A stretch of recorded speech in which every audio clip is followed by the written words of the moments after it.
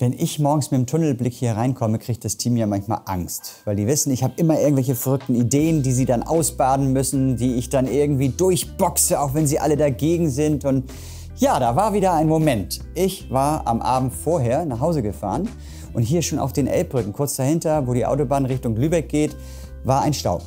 Und ich habe wie immer brav meine Rettungsgasse gemacht. Zu der Zeit war Rettungsgasse leider nicht so ein richtiges Thema. Es war unter Feuerwehrleuten ein Thema, aber es hat einfach nicht funktioniert. Und neben mir der LKW hat so doof gestanden und der davor saß also wirklich direkt schräg vor mir, hat keinen Platz gelassen und hinter mir kam ein Rettungswagen.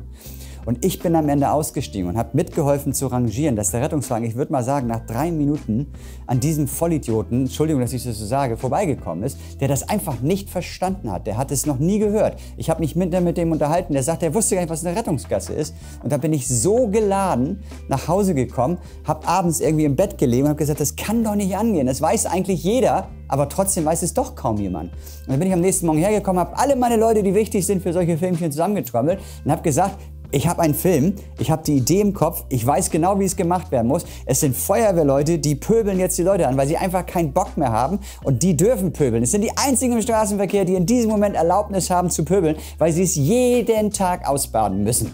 Und das wird so lustig und es wird gleichzeitig den Leuten erklären, wie eine Rettungsgasse funktioniert. Und dann saßen alle da. Einer sogar, was ist eine Rettungsgasse? Und ich, siehste? Das ist der Grund. Die Leute wissen es nicht. Wir müssen was tun. Und diese Diskussion ging 1 Stunde lang. Warum Wunderland? Was hat ein Wunderland mit der Rettungsgasse zu tun? Wir haben hier Autos, wir haben hier alles, wir haben ein Modell. Wir haben die super Möglichkeit als Plattform mit 1,5 Millionen Facebook-Fans, das den Leuten näher zu bringen. Lasst uns das machen. Das ist fertig. Das ist komplett fertig in meinem Kopf. Und das war frustrierend, das war schockierend. Und dann sagten die noch, ja, es hat gar keiner Zeit zu filmen im Moment, wir haben ganz andere Projekte. Und ich saß da und gesagt, habe ich hier irgendwas noch zu sagen in diesem Laden? Das gibt's doch wohl nicht. Und habe mir 2 Leute geschnappt, aber die hatten Bock. Der Freddy kam rein und meinte, er hätte eine Spitzenidee und ich fand die auch nicht schlecht und habe dann 1, 2 Ideen zur Umsetzung gehabt und zack, hatte ich das Projekt.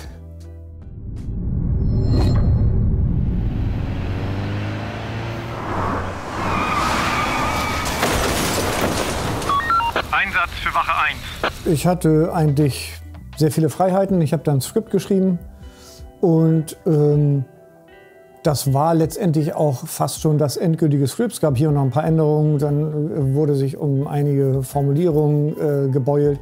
Aber im Großen und Ganzen ist es bis zum Schluss bestehen geblieben mit dem Handlungsablauf und war dann auch gleich klar, was als Stop-Motion gedreht werden kann und wofür wir ein bisschen Trick brauchen. Und bei den Filmarbeiten haben wir uns dann die Verstärkung geholt von den Sterntauchern. Und es war großartig zu lesen, dass er es verstanden hat, was ich im Kopf habe. Ich kann das immer nicht so gut in Bilder packen, ich habe es in meinem Kopf. Und er hat es verstanden. Er hat ein Skript geschrieben, wie so die Feuerwehrleute, was könnten die sagen. Er hat diesen berühmten Spruch dann rausgebracht. Das ist doch kein Rettungsgassi, das ist eine Rettungsgasse hier. Also wer den Film gesehen hat, der weiß, worum es geht. Sag mal, da vorne sitzt ja gar keiner drin. Sag mal, ist der ausgestiegen? Geht er mit seinem Köter-Gassi? Sag mal, fahr sofort dein Auto zur Seite. Das hier ist eine Rettungsgasse und kein Rettungsgassi, du Volleimer. Sag mal, du weißt schon, dass du das gerade eben über Lautsprecher gesagt hast, oder? Ist mir doch egal.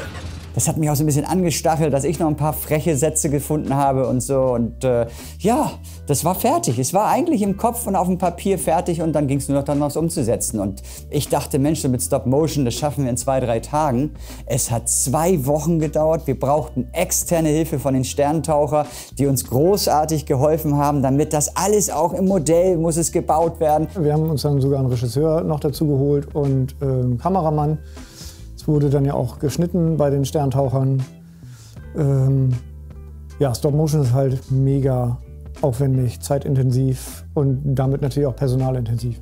Ich bin ja bei der Freiwilligen Feuerwehr in Hamburg und das Auto, also der Protagonist, das ist ein Auto von unserer Feuerwehr, mit dem ich auch selbst unterwegs bin. Dann haben Till Demtröder und Marek Erhardt, Bekannte von mir, das noch so toll gesprochen. Das waren 10 Minuten im Studio.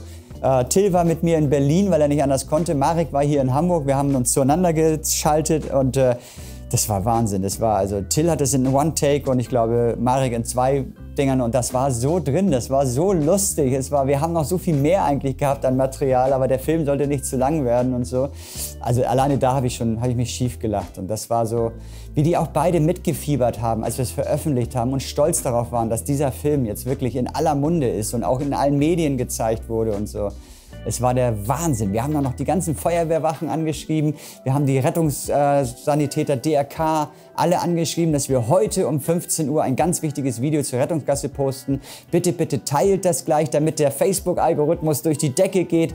Und das war der Wahnsinn. Wir haben das dann veröffentlicht und das waren irgendwie, ich glaube, es hat eine Stunde gedauert, da waren schon 200.000 Views, am Abend schon 1, etwas Millionen Views, am Ende über 6 Millionen Views. Nur dieser eine deutsche Facebook-Post, wir haben ja nur ein paar 80 Millionen, das haben wir bei YouTube veröffentlicht, noch in 3 anderen Versionen, in anderen Sprachen, diverse Radio-, Fernsehstationen, Feuerwehrwachen haben das Video benutzt, es wurde bei Fahrschulen als Lehrvideo benutzt. Es ist der blanke Wahnsinn und auch heute gibt es noch Feuerwehrleute, die sagen, durch euer Video haben die Leute es gelernt.